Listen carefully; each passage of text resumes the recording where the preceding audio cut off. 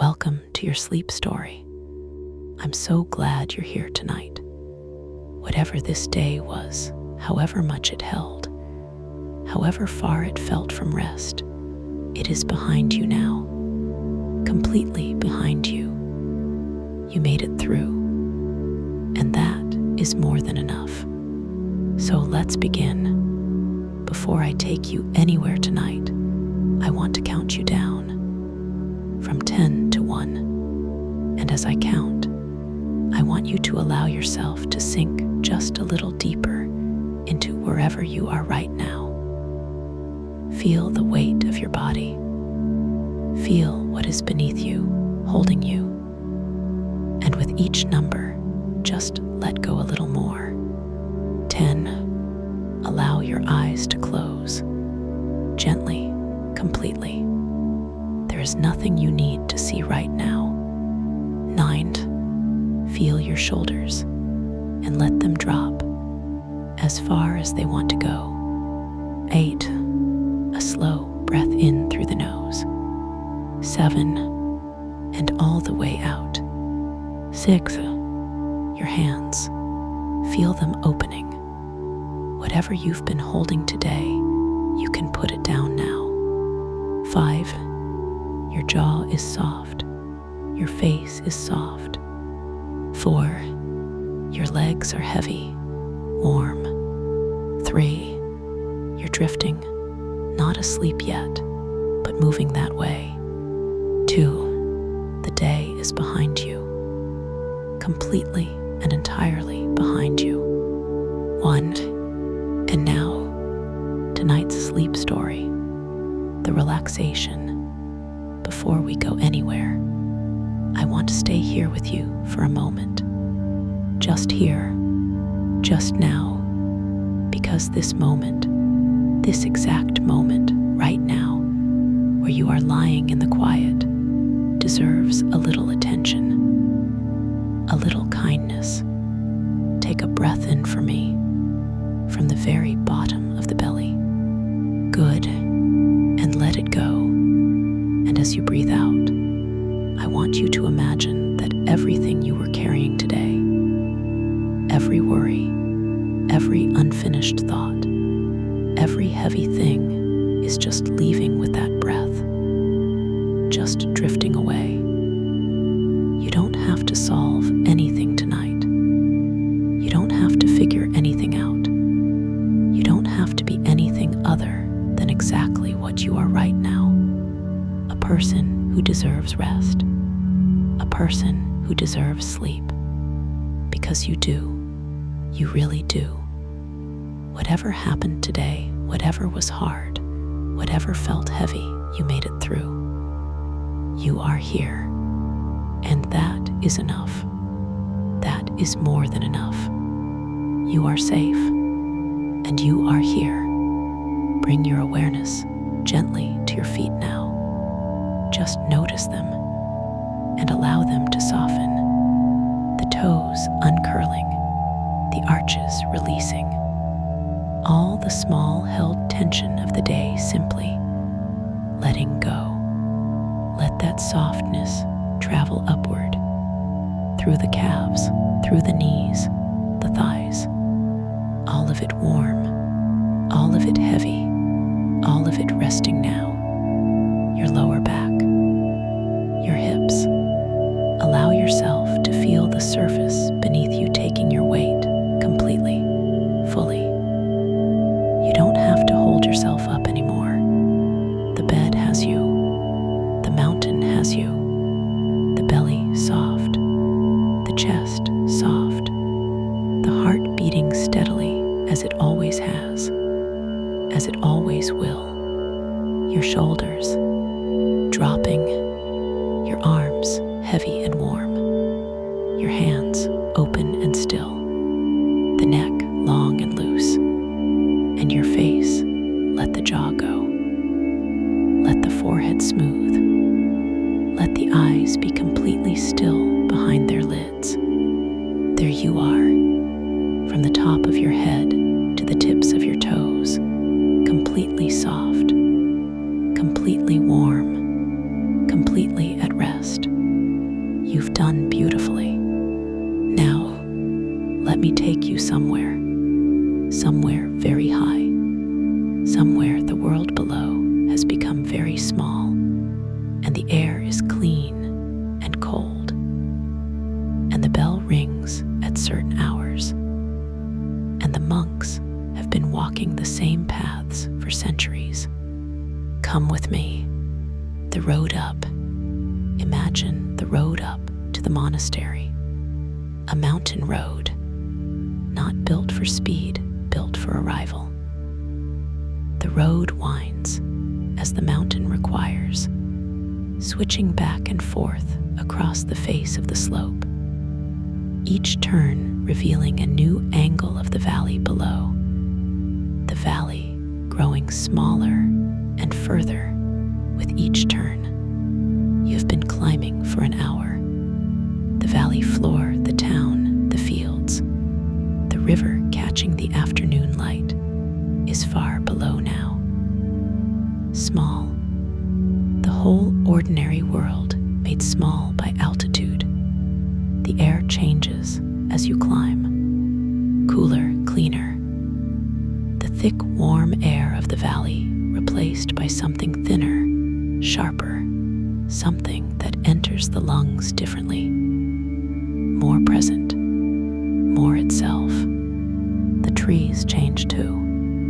The broad-leafed trees of the lower slopes gave way an hour ago to conifers, pine and fir, their shapes different from the rounded shapes of the valley trees.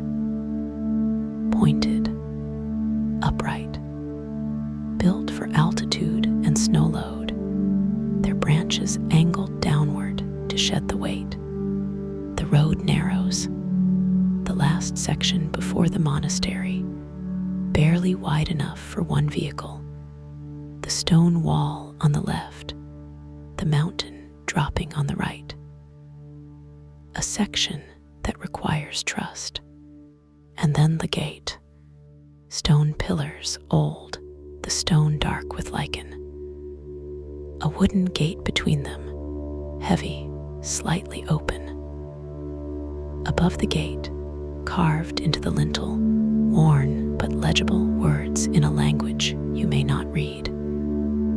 But the meaning arrives without translation. Enter in peace.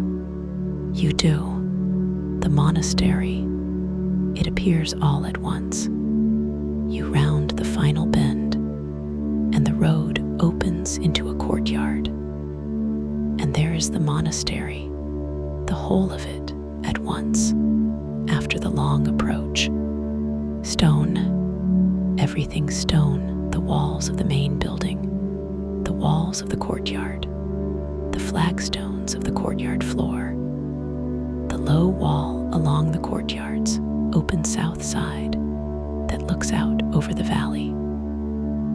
Stone quarried from this mountain, carried here, built here. The same stone as the mountain itself, so that from a distance, the monastery seems to grow from the mountain, rather than to have been placed upon it. Old, very old. The monastery has been here for 700 years. The current buildings are not all that old. Fires, earthquakes, the simple wear of time have required rebuilding over the centuries. But the site is 700 years old. The paths worn into the stone are 700 years of feet. The garden is 700 years of tending. A bell tower at the northeast corner of the main building.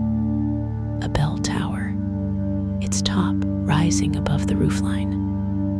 A single large bell visible in the opening at its top. The bell dark with age. The rope hanging from it, going down through the tower to the bell ringer's room below. The bell rings twice a day, at dawn and at vespers. It rang an hour ago, vespers. You heard it on the road, the sound of it coming down the mountain.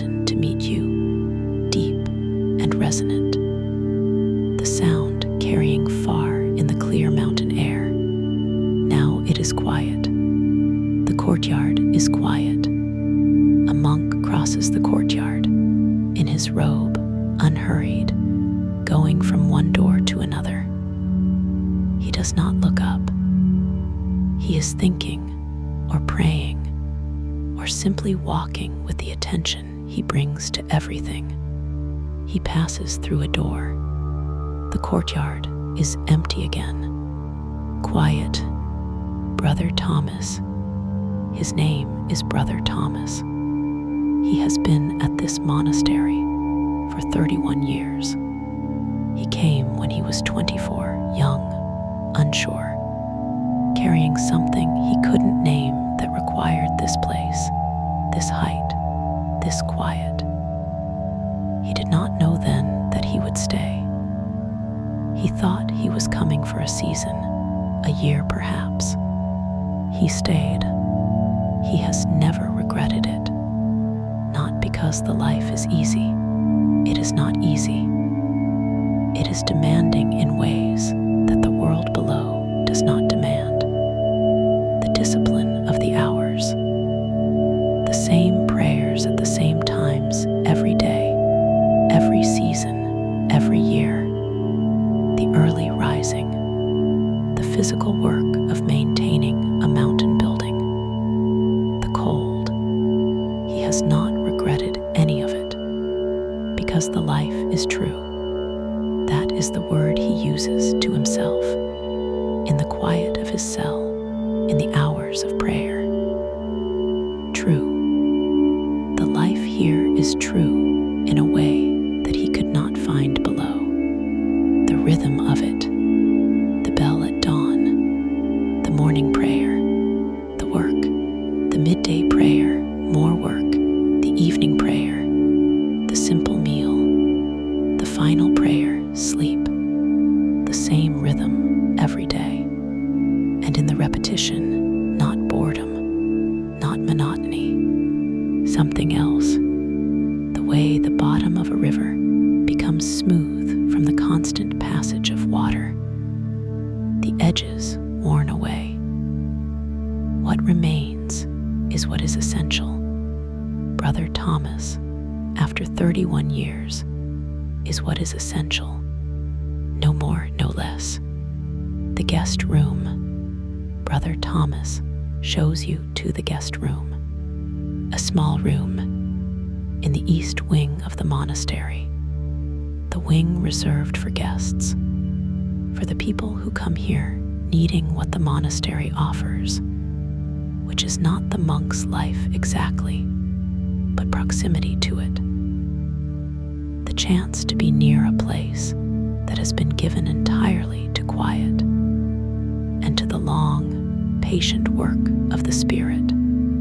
The room, whitewashed walls, the white slightly uneven, applied by hand, the surface of it slightly textured. A narrow bed against the wall, a monk's bed, almost. Simple frame, thick mattress, wool blankets. Enough, more than enough. A small window, looking east toward the valley, toward the world below. Through it, in the fading evening light, you can see the mountain slopes falling away, the pine forest below, and far down, the lights of the town beginning to appear in the dusk. A wooden chair, a small table.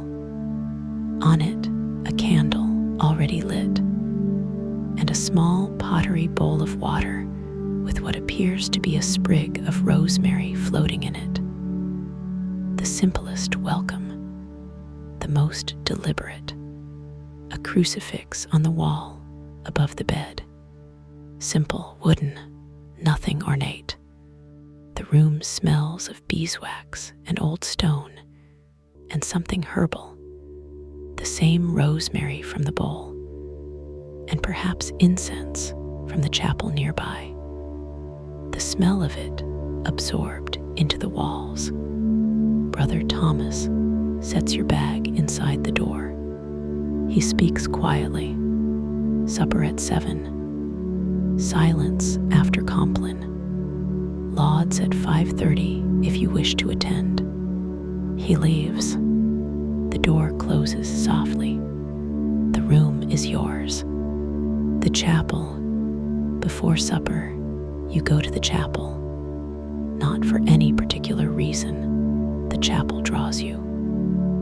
Places of long prayer do this. The accumulated intention of centuries of prayer in a room creates something that is not exactly a presence, but is not exactly an absence either. Something that is felt in the quality of the quiet. The chapel is small. Stone floor, stone walls.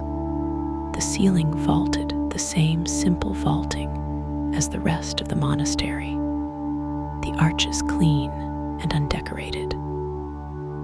The windows narrow and high, their glass plain, admitting the last of the evening light in thin columns that fall on the stone floor. Wooden pews, very old. The wood of them dark and worn, the surfaces polished by 700 years of the fabric of robes and the weight of bodies at prayer. The grain of the wood visible in the polishing, the lines of it beautiful in the faint evening light. An altar at the east end, simple, a stone table, a cloth, a cross, candles on either side already lit, their flames the only warm light in the stone space. You sit in one of the pews. You are alone. The chapel holds you, not with any specific message, not asking anything of you, simply holding you. In its 700 years of having held people, in its long, patient, completely faithful service as the place where this community has brought its prayers and its grief and its gratitude and its ordinary Tuesday afternoons for 7 centuries. It holds all of that, and it holds you. You breathe, and the chapel breathes with you. The bell from the tower above the bell. Vespers has passed. This is not Vespers. This is Compline, the last prayer of the day. The prayer that closes the monastery's formal hours and opens the silence of the night. A single stroke, deep, resonant, the sound of it filling the chapel, filling the courtyard, traveling down the mountain in the still evening air. One stroke, and then silence, a particular silence, the silence that follows a bell, the silence that is the bell's own silence, the space it makes in the air after the sound is gone. You sit in it, the candles on the altar burning, the stone floor cool, the pew beneath you warm from the woods, stored heat, the silence after the bell. You breathe, in, out, the garden. After Compline, the monks go to their cells. You go to the garden on the south side of the monastery, the garden that is sheltered by the main building on the north and west, open to the south and the view of the valley. A small garden, not a farm garden, not productive, not primarily. A contemplative garden, a garden for being in. Gravel paths between low hedges of box. The box clipped into simple shapes, not elaborate, just enough to contain the space and give it form. Stone benches at the path's intersections. A single tree in the center, a pear tree, old, espaliered against the south wall. Its branches spread in the flat, orderly pattern of a tree trained over decades. And the view, From the garden, the valley below, the town's lights visible now, the dusk having become full dark. A scattering of them far below, the ordinary lights of ordinary life, houses and streets and shops, and all the activity of the world below this mountain. From up here, small, not dismissively small, not as if the world below doesn't matter, simply in proportion, the correct proportion, the proportion that altitude provides, the view from a distance that shows the world as it actually is, a small and beautiful and specific collection of lives happening at the foot of a mountain, under the same stars. You sit on the stone bench, the cold of the stone through your clothes, the air on your face cold, clean, the mountain air at evening, the warmth of the day already gone from it. You look at the stars.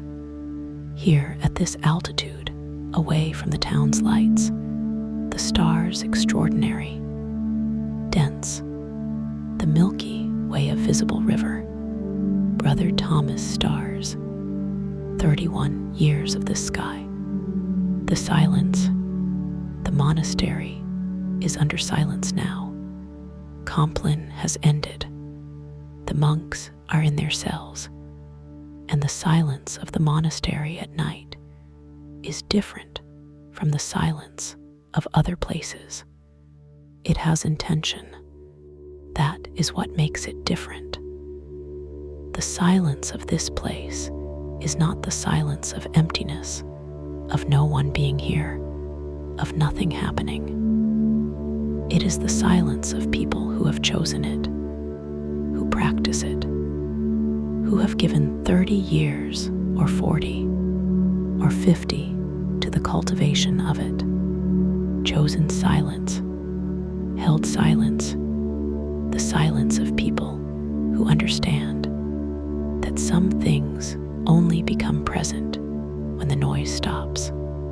You feel it in the garden. You felt it in the chapel.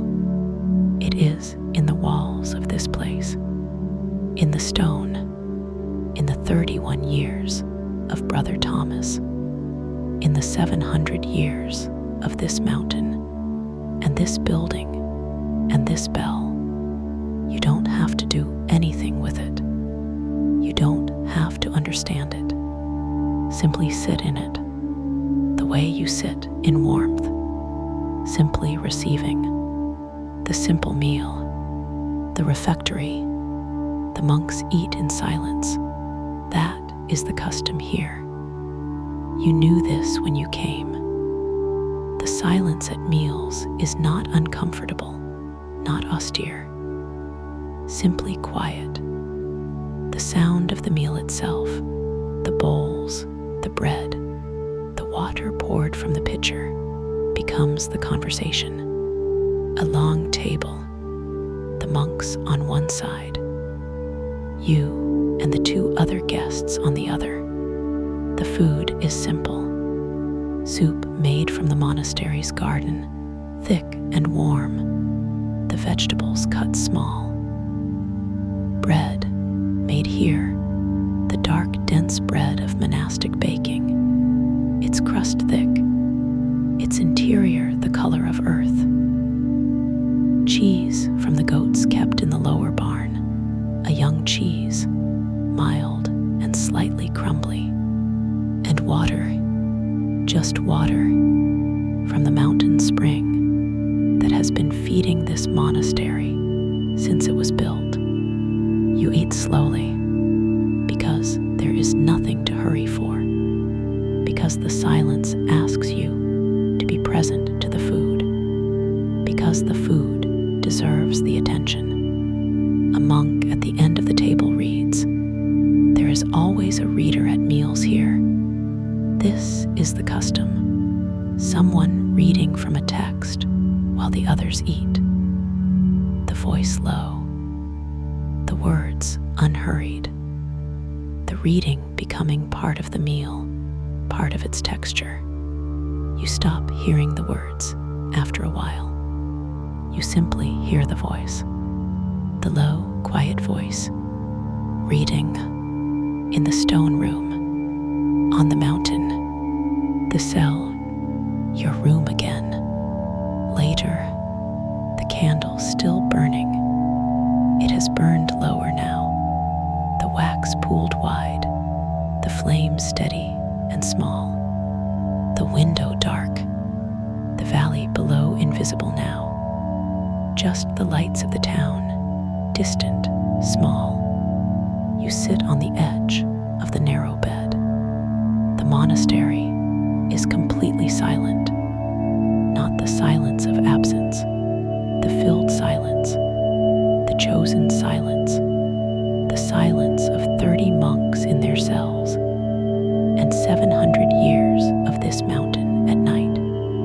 You breathe it, the beeswax smell of the candle, the old stone, the faint trace of incense from the chapel, the cold mountain, air through the slight gap at the window, all of it together, the smell of this place, which is unlike any other place, which belongs only here. You take off your shoes. You lie on the narrow bed. The wool blankets over you, heavy and warm, the weight of them immediately reassuring.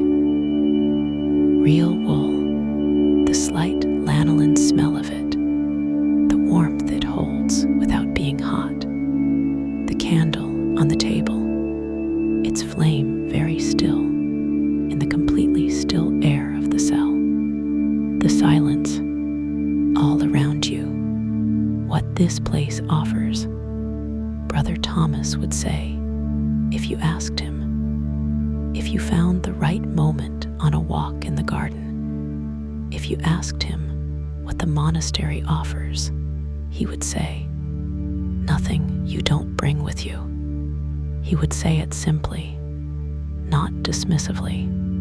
He would mean, the peace you feel here is not the monastery's peace. The monastery is stone and wood and 700 years of intention. The peace is yours, has always been yours. The monastery simply provides the conditions, the silence, the rhythm, the altitude, the removal from the noise of the world below, in which your own peace can be felt. What you feel here, you carry within you. Always. You simply cannot always feel it. The world is too loud. The pace is too fast. The demands are too many. And so you come to places like this. High places, quiet places, old places that have been given entirely to stillness. And in the stillness, you find what was always there. Peace lives inside you.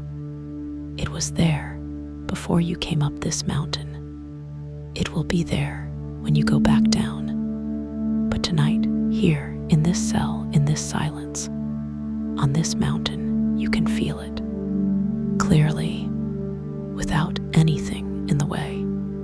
Growing still, the candle is burning. The blankets are warm.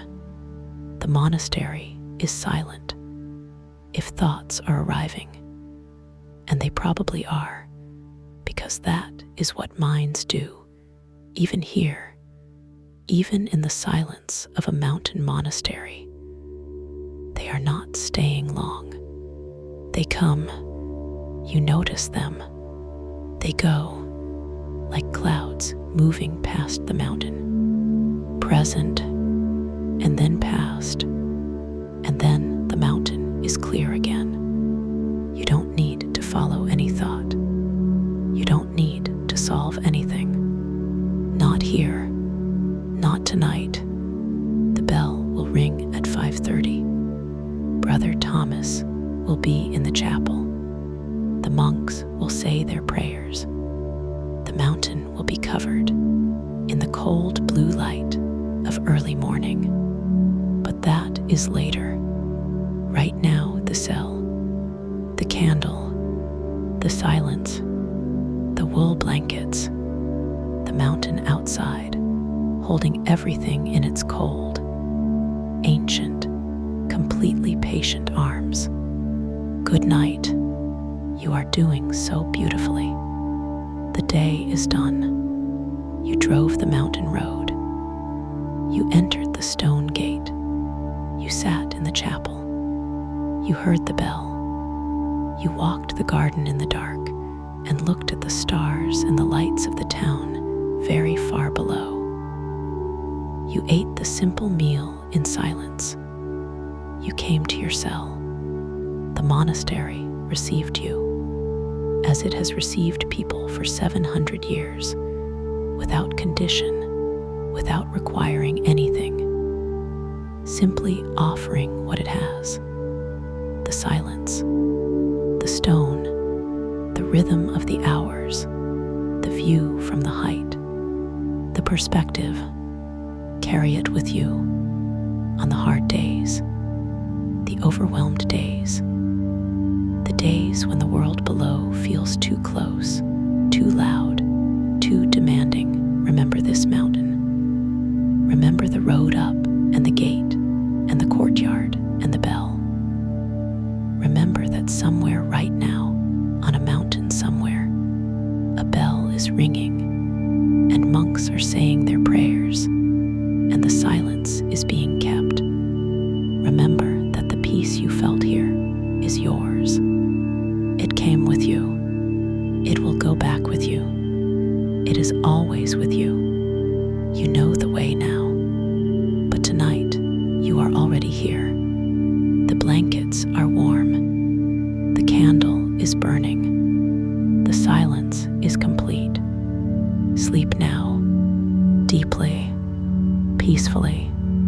You deserve every quiet, stone-walled, bell-rung, mountain-cold, star-filled moment of this rest. Every single one. Good night. Sleep well. The monastery through the night. The hours of prayer. The monastery marks time differently, not by the clock, or not only by the clock, by the hours of prayer. The divine office, the sequence of prayer that divides the monastery's day into its rhythm. Matins, lauds, prime, terce, sext, nun, vespers, compline. These hours have been kept here for 700 years, not always by the same number of monks, not always in the same building, the fires and the rebuilding, but the hours themselves constant, the prayers at those hours constant, the intention behind them constant. The monastery's clock is not a clock. It is the rhythm of the life, and the rhythm does not stop at night. Matins, the night office, comes in the deep hours, 2 or 3 in the morning. The monks rise from their cells. They go to the chapel. In the dark, in the cold, they say their prayers. Then they return to their cells. They sleep again. This has been happening for 700 years. 2 in the morning, on this mountain, the monks rising, the chapel lit by candles, the prayers said, the mountain outside completely dark. What Brother Thomas does at night. Brother Thomas rises for matins. He always rises for matins.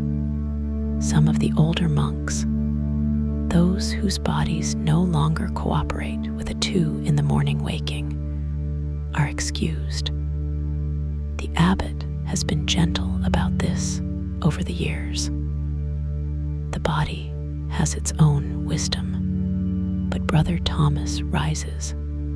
he has risen for matins every night for 31 years, not out of obligation, or not only that, out of something that has become part of him. The 2 in the morning waking that used to be difficult, and then became possible, and then became natural, and then became something he would not give up.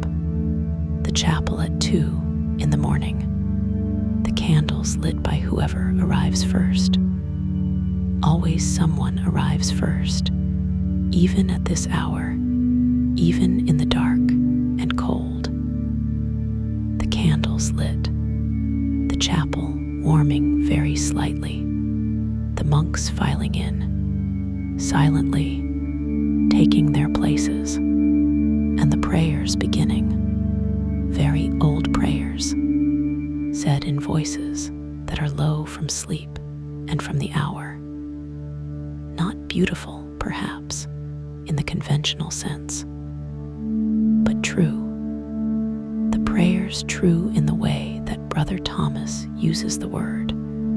The truest prayers said in the least performing way, in the deepest dark, when no one is watching and no one cares how it sounds. Just the prayers, just the monks, just the mountain at night. The mountain at night is not what the mountain is in the day. In the day, the mountain has its drama, the peaks, the light on the rock faces, the shadows moving with the sun, the whole visible theater of altitude and geology. At night, the mountain becomes something else. It becomes presence, simply presence. The mass of it, the millions of tons of ancient rock, present in the dark in a way that is felt rather than seen.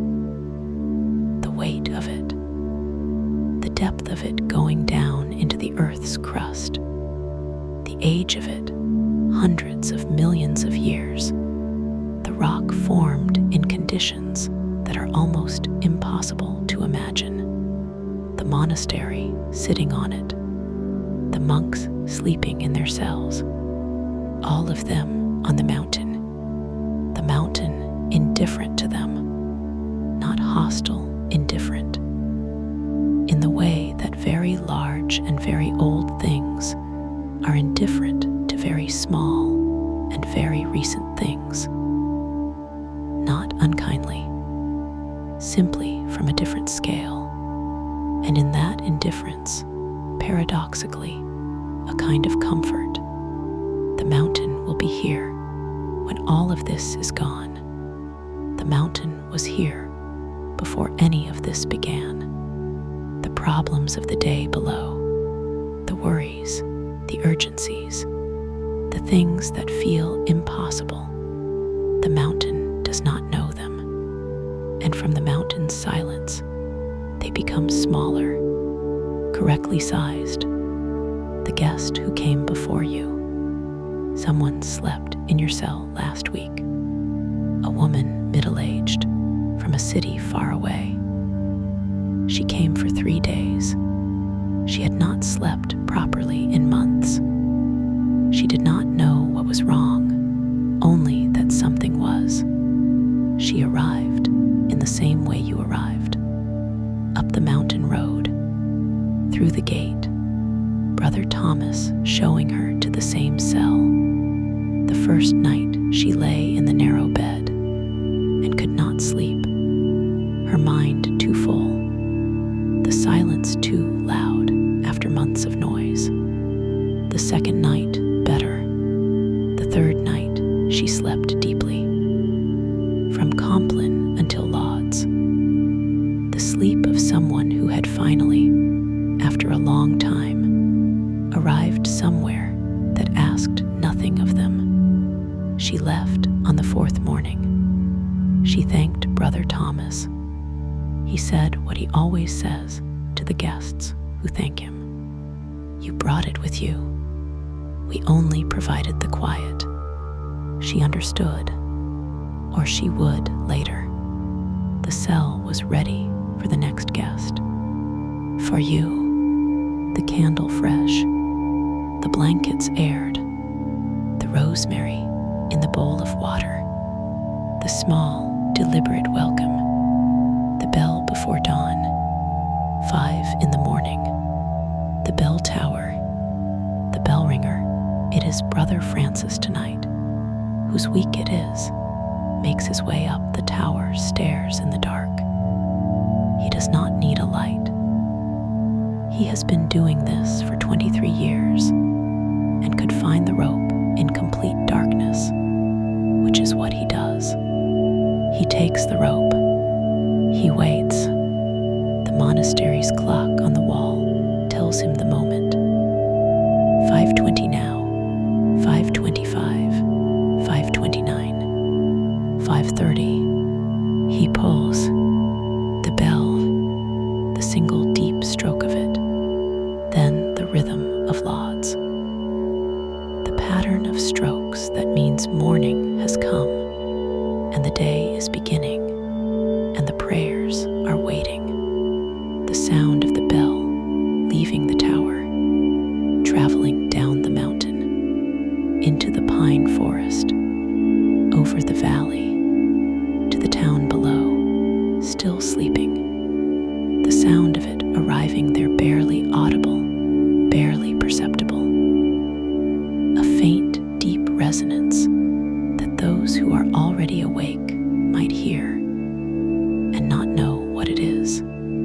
But on the mountain, close, present, the bell saying what it always says. Morning, come, begin. The view at dawn, the east-facing window of your cell. At dawn, the window lightens.